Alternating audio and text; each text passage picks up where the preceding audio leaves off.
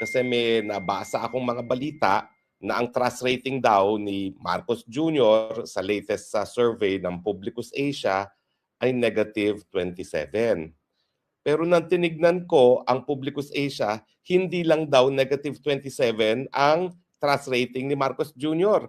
Kung hindi, negative 57. Negative 59. I stand corrected. Negative 59. Bakit po negative 59? 14% na lang daw po ang nagtitiwala na kay Marcos Jr. and 73% ang hindi nagtitiwala, or a net trust rating of negative 59. Ibig sabihin po, halos 1.5 tao na lang sa 10 ang merong tiwala kay Marcos Jr. Or kung percentage point po yan, ay nako, 1.5 po, no? 1.5%. Tama ba ako sa aking bilang o is that 15%? Hindi. Tama po. Talagang negative 59 is 1.5% na lang ang nagtitiwala sa kanya. Ibig sabihin, yun na nga po, no? 14% ang nagtitiwala, 73. So, 7 tao, tama, 7 tao ang hindi na nagtitiwala, 3 tao nagtitiwala sa kanya. Parang ganon, no? So, negative 59 na ang kanyang trust rating. Ano pong ibig sabihin nito? Well, ang tiwala po ay yung paniniwala ng taong bayan na maaasahan ang isang leader na mamuno. Bakit po naging negative 59?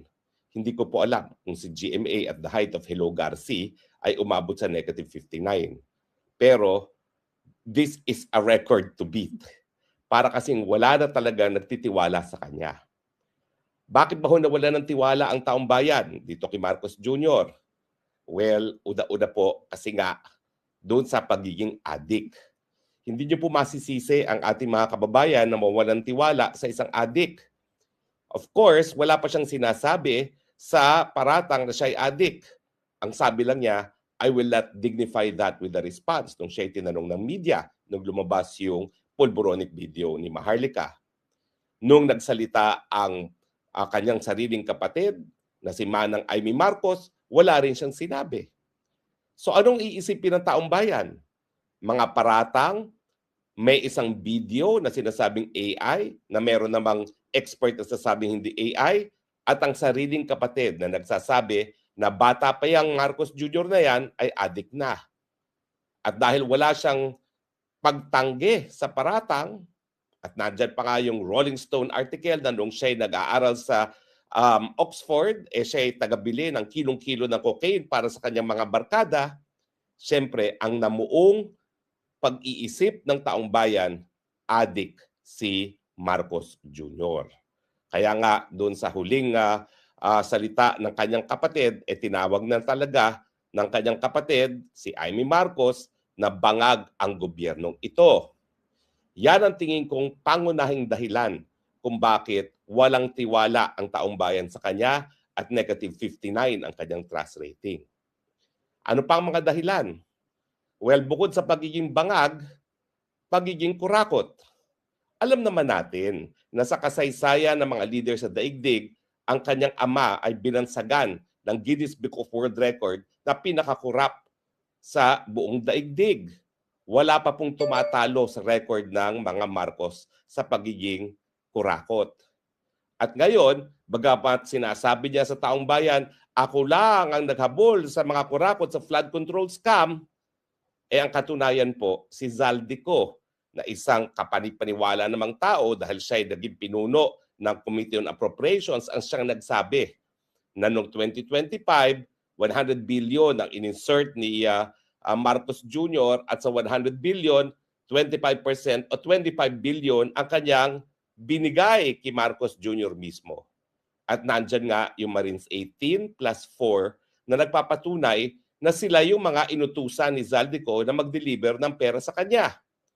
So habang nagmamalinis ang Marcos Jr., lalong bumabaho ang katotohanan. Paano mo naman mapapagkakatiwalaan ang nagmamalinis na sinasabi ng mga kapanipaniwalang mga tao na siya ay madumi? Sabi nga ng isang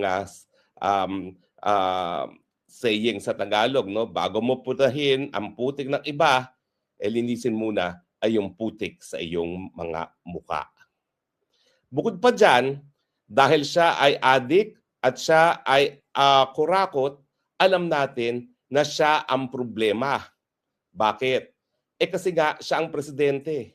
Siya ang dapat nagmumuno para bigyan ng solusyon ang problema ng taong bayan. Huwag niyang sisihin ang napakataas na presyo ng bilihin sa putukan sa gitnang silangan. Bagamat yan talaga ay naging dahilan para mas maging mataas pa ang presyo ng bilihin sa Pilipinas, wala pang putukan. Alam natin, champion ng Philippines pagdating sa presyo ng mga bilihin. Presyo ng gasolina, presyo ng bigas, presyo ng kuryente. Wala pong tatalo sa Pilipinas. Nagtataka pa ba kayo kung bakit walang tiwala kay Marcos Jr.? Pero bukod pa po dyan, ang pinakaimportanteng katotohanan na patuloy pong lumolobo ang hanay ng mga nagugutom. Hindi na lang po kalahati. Mahigit sa kalahati na ngayon ang nagsasabing gutom sila. At sa mga susunod na mga surveys, hindi po ako magtataka kung magiging 60% na yung nagsasabing gutom sa sila dahil patuloy nga pong tumataas ang presyo ng bilihin, patuloy pong pumapalpak ang ating ekonomiya, patuloy pong nawawalan ng balur ang piso, ibig sabihin patuloy pong lalo pang tataas ang presyo ng bilihin. Ang hinaharap po natin by way of leadership failure ay isang tsunami, unprecedented tsunami. Napakalaking problema na dagdagdagan pa dahil nga sa putukan sa gitnang silaman, pero walang presidenteng in charge. Houston, we have a problem. There is no president leading the Philippines. Kaya nga po, 59% ang distrust ngayon ni Marcos Jr. Kapag 59% ang distrust at wala ng tiwala na kakayanin ng Marcos Jr., ibig sabihin, nawala na siya ng moral authority na mamuno. Wala nang naniniwala sa kanya. Aantayin pa ba niya na maging negative 100% yan? Baka mamaya, ang maniniwala na lang sa kanya ay ang kanyang may bahay, ang kanyang mga anak at wala ng iba. Dahil dyan po tayo patungo. Sa tingin ko, sa hanay mismo ng Marcos na pamilya, alam nila ang problema. Alam nilang nagbubulungan sila. Hindi talaga kaya mamuno ni Marcos Jr. Bakit? Bangag kasi. Ang pagiging bangag, sabi ng mga doktor, ay isang malubhang kalagayan. Isang sakit na nakakaapekto sa pag-iisip. Wala sa tamang pag-iisip, paano magkakaroon ng solusyon? Praning, kaya ngayon pinakukulong ang mga kalaban. Hindi na niya naiisip na ang dahilan kung bakit lumolobong hanay na kanyang mga kritiko ay dahil na nga po sa hirap ng buhay. Hindi naman po kahit sinong kritiko ay magsasabi na palpak ang Marcos kung siya ay hindi palpak. Naisip ko tuloy mga panahon ng diktadoryang Marcos Sr., at least may nakikitang mga proyekto. Alam nating kurakot, pero pag pinagkakakitaan ng mga proyekto, nung mga noon, porsyento lang. Ngayon, halos wala ng project, puro na lang pagnanakaw.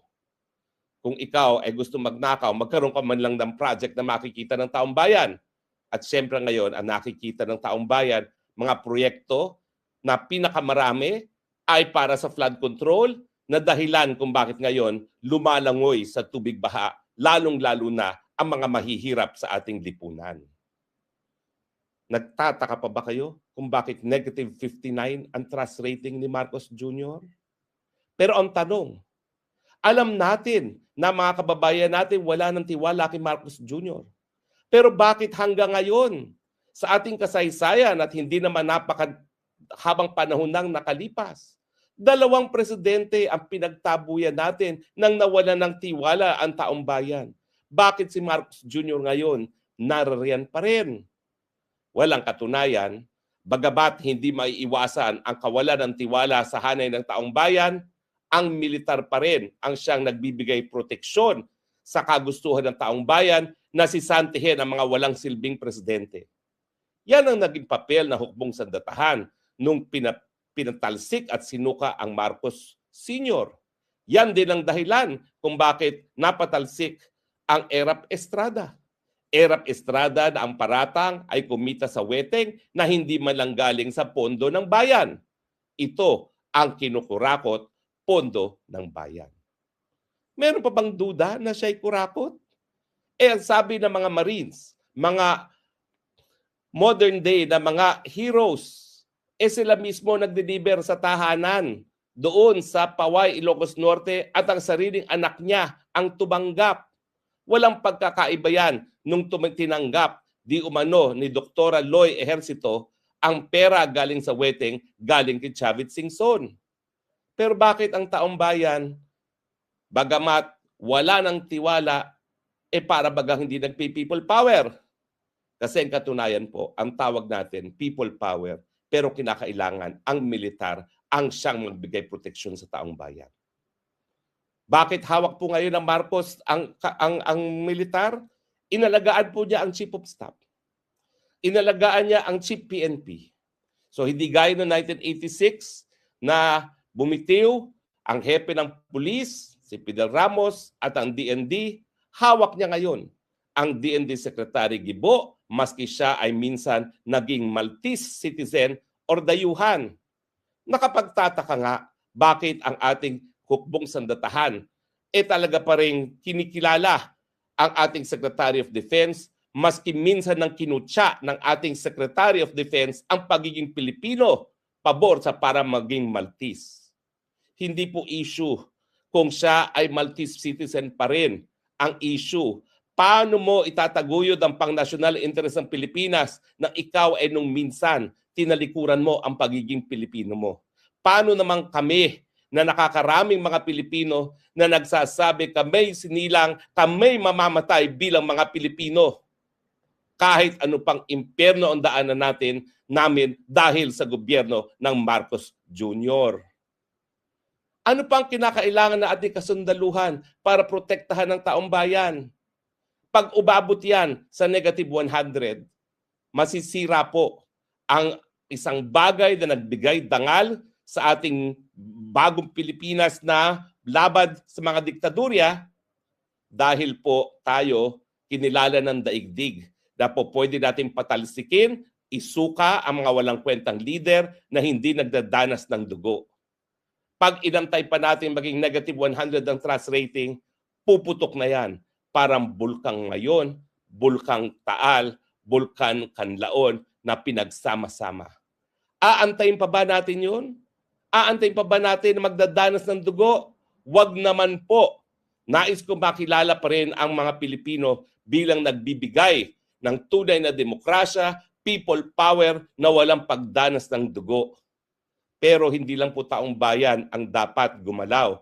Kinakailangan po ang mga protektor ng ating sambayanan, ang hukbong sandatahan, ang kapulisan, gawin ang kanilang sinumpaang katungkulan, protektahan na ang taong bayan dahil negative 59 na ang trust rating. Wala na pong tiwala ang taong bayan. Ang tingin nila, taksil sa panunungkulan ang Marcos Jr. Ulitin ko, taksil siya sa panunungkulan dahil siya'y bangag, dahil siya'y kurakot, dahil siya'y palpak bilang isang pinuno. Hanggang kailan kayo mananahimik, mga protektor ng taong bayan? Binigyan namin kayo ng pagkakilala nung tinawag namin kayong protektor ng mamamayan sa 1987 Constitution. Nasaan kayo ngayon? Ngayong wala ng tiwala ang sambayanan sa presidente na dapat sana leader para pagbangon sa mga kahirapan, pero ngayon ay siyang dahilan dahil sa kahirapan ng taong bayan. Nasaan kayo, mga protektor ng mamamayang Pilipino?